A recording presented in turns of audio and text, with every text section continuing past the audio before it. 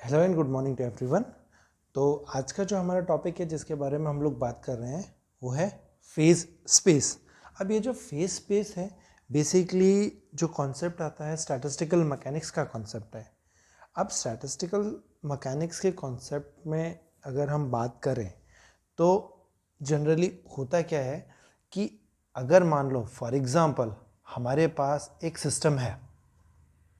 अब ये जो सिस्टम है फॉर एग्जाम्पल एक जो सिस्टम है, सिस्टम में नंबर ऑफ पार्टिकल्स है, for example n number of particles है।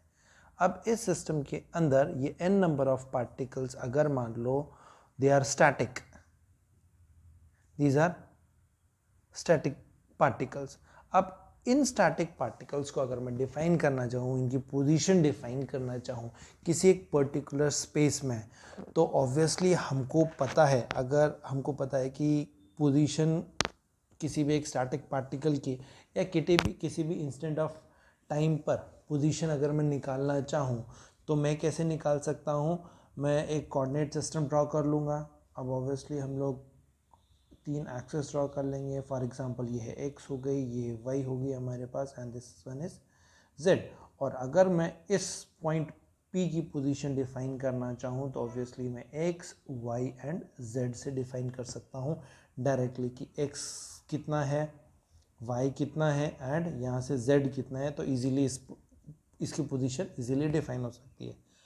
अगर मान लो ये जो हमारा सिस्टम है, इस सिस्टम के अंदर जो पार्टिकल्स थे वो स्टैटिस्टिकल थे, बट इंस्टेड ऑफ दैट हमारे पास जो सिस्टम है, सिस्टम में जो पार्टिकल है दे आर नॉट स्टैटिक। अगर ये पार्टिकल्स मूव कर रहे हैं एक जगह से दूसरी जगह, और ये जो n नंबर ऑफ पार्टिकल्स हैं दे आर मूविंग रैंडमली। अब इन रैंडम मूविंग पार्टिकल्स के साथ अगर मुझे किसी भी सिस्टम को डिफाइन करना है या एक्सप्लेन करना है तो उस केस में मैं इनकी पोजीशन डायरेक्टली इस तरह से डिफाइन नहीं कर सकता हूँ। तो यहाँ पर क्या है, they are moving particles, they are not stationary. So if they are moving, so that means they are moving particles, that means they will have certain velocity. अब velocity है, they will have certain velocity. अब certain velocity है तो they will have momentum। ठीक है, तो हमको क्या है, इस सिस्टम को या सिस्टम के पार्टिकल्स को डिफाइन करने के लिए हमको क्या है, एक स्पेस की ज़रूरत पड़ेगी, ठीक है, जो कि स्टैटिक है, प्लस एक और मोमेंटम के अकॉर्डिंग भी हम इसको डिफाइन कर सकते हैं। तो हम बोल सकते हैं कि जो डिस्ट्रीब्यूशन ऑफ पार्टिकल्स है, जिसमें कि अगर हमारे पास जो टोटल एनर्जी जो है गिवन है और वो discrete set of energy states में है, तो हम क्या करते हैं, n नंबर ऑफ पार्टिकल्स जहाँ पर बहुत ज़्यादा पार्टिकल्स हैं फॉर द स्टैटिक ईजी हो जाता है। बट अगर मान लो पार्टिकल्स मूव कर रहे हैं, पार्टिकल्स का नंबर बहुत ज़्यादा हो जाता है, तो उस केस में यहाँ पर इसको डिफाइन करना बहुत ज़्यादा कॉम्प्लेक्स हो जाता है। तो इसीलिए सर्टेन थ्योरीज या सर्टेन लॉज दिए गए हैं। ठीक है, तो इसको डिफाइन करने से पहले, बताने से पहले, फेज स्पेस को डायरेक्टली डिफाइन करने से पहले एक कॉमन टर्म है that is degree of freedom. वो देख लेते हैं कि what is degree of freedom. Degree of freedom, ऐसे as such most of you must be knowing what is degree of freedom। तो स्टैटिस्टिकल पॉइंट ऑफ व्यू से अगर मान लो हमारे पास एक मोनो एटॉमिक गैस है, we have a mono atomic gas. अब ये जो मोनो एटॉमिक गैस जो है उसमें उसको मान सकते हैं एक सिंपलेस्ट सिस्टम है mono atomic gas, that means we have a single atom. तो जो एनर्जी है एक्सप्रेशन फॉर अ सिस्टम जिसमें f coordinates of position and f coordinates of momentum आएंगे। ठीक है, तो जो एनर्जी एक्सप्रेशन है डिफाइन करने के लिए वहाँ पर क्या है कि f coordinates of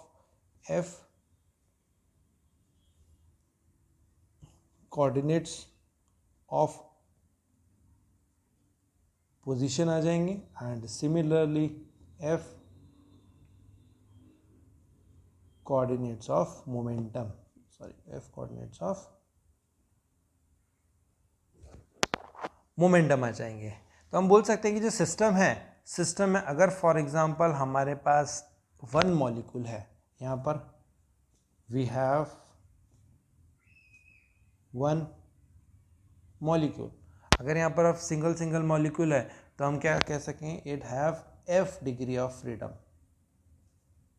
sorry F degree of freedom, इसकी एफ डिग्री ऑफ फ्रीडम होगी। अगर if we have n molecules तो उस केस में n into F degree of freedom हो जाएगी, फ्रीडम हो जाएगी। That means nf coordinates of position, nf coordinates of position and nf coordinates of momentums. तो the system will have, the system with n molecules will have n into f degree of freedom. Okay, तो अब ये degree of freedom हो गए। अब इसके बाद अगर हम लोग बात करें कि एग्जैक्टली हमने जो बात की कि पोजीशन डिफाइन करने के लिए, तो उसके लिए सबसे पहले आता है एक पोजीशन स्पेस। उसमें सबसे पहले आता है हमारे पास पोजीशन स्पेस। अब जैसे कि मैंने बताया कि हमारे पास एक सिस्टम था, ठीक है, हमारे पास एक सिस्टम है, सिस्टम में वी हैव n पार्टिकल्स। अब ये जो n पार्टिकल्स हैं they are distributed in volume, distributed in volume v, ठीक है, एक पर्टिकुलर वॉल्यूम v में ये पूरे के पूरे n पार्टिकल जो है वो डिस्ट्रीब्यूटेड है। अगर मान लो सिस्टम जो है स्टैटिक है तो सबकी पोजीशन फिक्स रहेगी। अगर सिस्टम जो है स्टैटिक है तो जो पोजीशन है वो सबकी फिक्स रहेगी स्पेस में। तो कंप्लीटली उस केस में हम क्या है कि हर एक पार्टिकल की पोजीशन जो है स्पेसिफाई कर सकते हैं थ्री डायमेंशनल स्पेस में with the coordinates x, y and z, जैसे कि मैंने इस वाले केस में स्टार्टिंग में समझाया था, ठीक है। तो अगर मान लो हमारे पास n नंबर ऑफ पार्टिकल्स हैं, तो अब ऑब्वियसली हमने बताया कि यहाँ पर हमारे पास n नंबर ऑफ पार्टिकल्स हैं, तो हमारे पास टोटल कितने आएंगे, 3n कोऑर्डिनेट जो हैं, 3n कोऑर्डिनेट्स हैं, that will give complete information, it will give complete information about the system, about the system। एक सिंगल कोऑर्डिनेट के लिए x y z हो जाएगा, दैट मीन्स 3, और n नंबर ऑफ पार्टिकल्स हैं तो 3n कोऑर्डिनेट्स की रिक्वायरमेंट होगी। तो हम बोल सकते हैं कि a three dimensional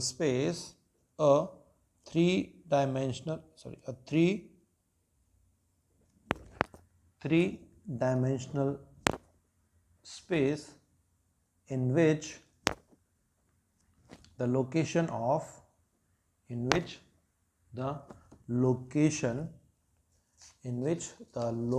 of a particle,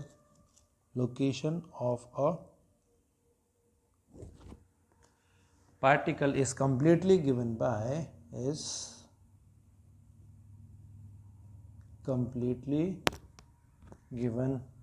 by three position coordinates is known as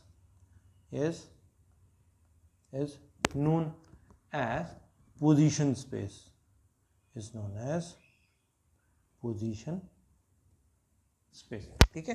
तो ये तो था हमारा कॉन्सेप्ट पोजीशन स्पेस का। अब पोजीशन स्पेस, अब इसी पोजीशन स्पेस में अगर मान लो we have a small element, ठीक है, small element in position space is given by dv, small element in position space, it is given by dv, ठीक है, और and this dv small element is given by dx, dy and dz, okay, let it be equation number first. ये हमारी हो गई equation number first.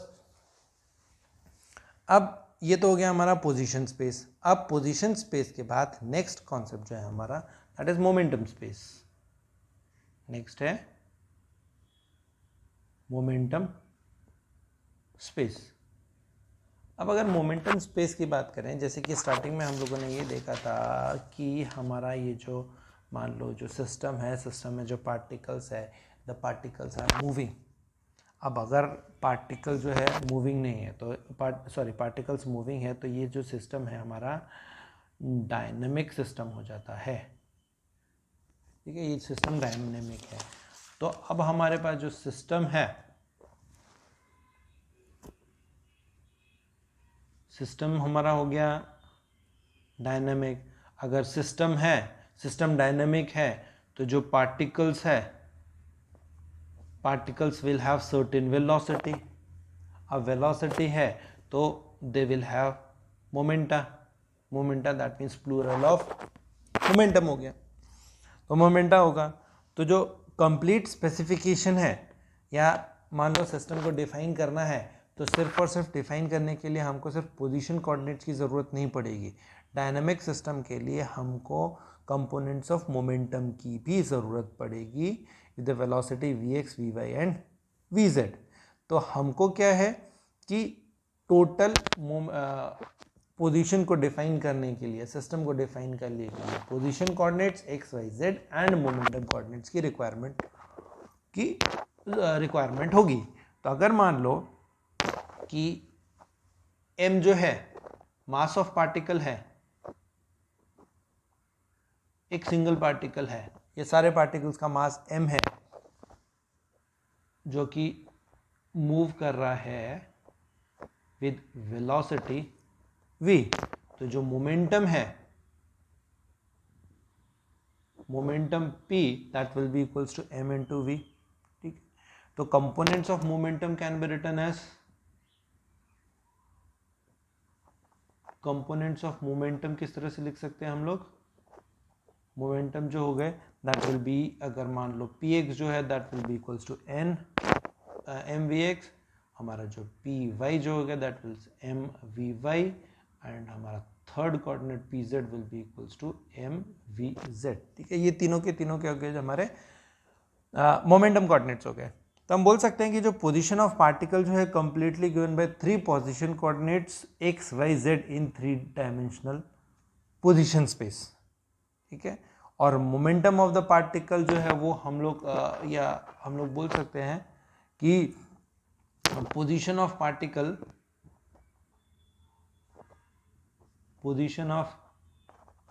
Particle जो है वो it is given by the coordinates x, y, z in 3 dimensional position space. 3 dimensional position space, और position space को हम लोगों ने अभी डिफाइन किया था, एक्सप्लेन किया था।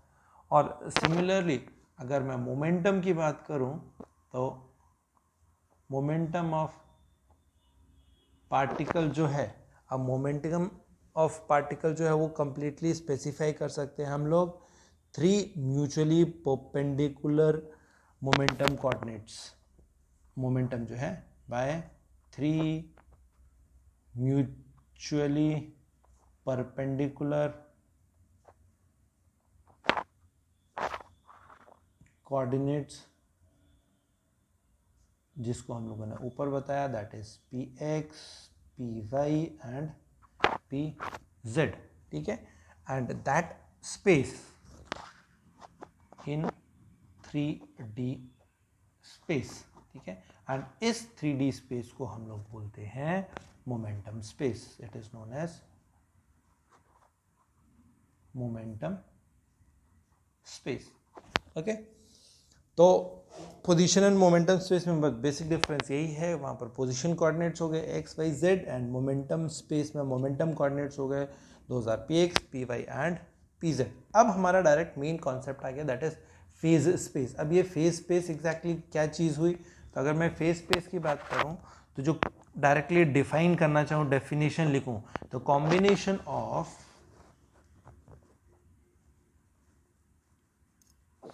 a combination of the position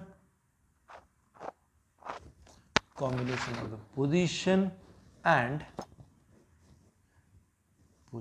position space and momentum space is known as phase space. ठीक है, तो बेसिकली क्या हो गया momentum space? Simple combination of हमारा position space and the momentum space. तो हम बोल सकते हैं कि जो फेज स्पेस है, हमारा जो फेज स्पेस है वहां पर टोटल 6 कोऑर्डिनेट्स आ गए. अब ये जो 6 कोऑर्डिनेट्स हैं कौन से? x, y, z, px, py and pz. ये टोटल 6 के 6 कोऑर्डिनेट्स हैं. वो कंप्लीट इंफॉर्मेशन देता है किसकी? एक डायनेमिक सिस्टम की. ठीक है, तो अगर मान लो for example n number of particles हैं तो 6n coordinates gives the complete information about the position. अब सिंगल के लिए 6 कोऑर्डिनेट, अगर मान लो n पार्टिकल्स हो गए तो 6n कोऑर्डिनेट्स हो गए. तो स्मॉल वॉल्यूम एलिमेंट की बात करें. अब मोमेंटम स्पेस में मैंने वॉल्यूम एलिमेंट बताना भूल गया. तो मोमेंटम स्पेस में वॉल्यूम एलिमेंट जो है, स्मॉल वॉल्यूम एलिमेंट जो है, it is denoted by D gamma. ठीक है, ये कैपिटल होता है गामा का. D gamma that is equals to D P X, D P Y and D P Z हो जाता है. ठीक है, इसको हम लोगों ने इक्वेशन नंबर 2 मान लिया. ठीक है, तो हमारा पोजीशन स्पेस में small element of volume dv equals to dx dy dz and momentum space में स्मॉल वॉल्यूम एलिमेंट जो हो जाएगा वो हो जाएगा d gamma equals to dpx dpy and dpz. ठीक है, और अगर मान लें small volume in phase space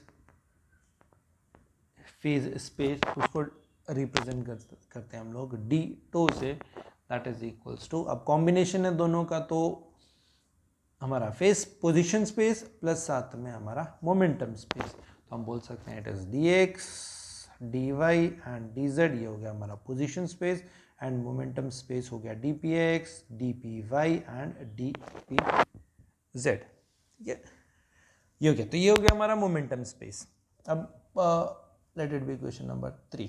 अब हम इन दोनों के बीच में रिलेशन देखते हैं कि हमारा तीनों जो है, हमारा पोजीशन स्पेस हो गया, मोमेंटम स्पेस हो गया या फेज स्पेस हो गया, इन तीनों के बीच में क्या रिलेशनशिप है. ठीक है, तब ये हमारा मोमेंटम स्पेस. तो from equation first and second, substituting from equation number first and equation number second in equation number third, तो मैं डायरेक्टली लिख सकता हूँ from first second and third, हमारा ये जो डी टो जो है that will be equals to हमारा ये क्या हो गया, ये पहले तीन जो है ये हो गया हमारे डीवी और ये हो गया ये डी गामा. तो इसको मैं लिख सकता हूँ डीवी एंड डी गामा. ठीक है, तो हम बोल सकते हैं कि जो वॉल्यूम एलिमेंट है D tau in phase space is the product of the volume element in position space and the volume element in momentum space. Okay, तो ये था हमारा आज का lecture, that is the phase space. Thank you.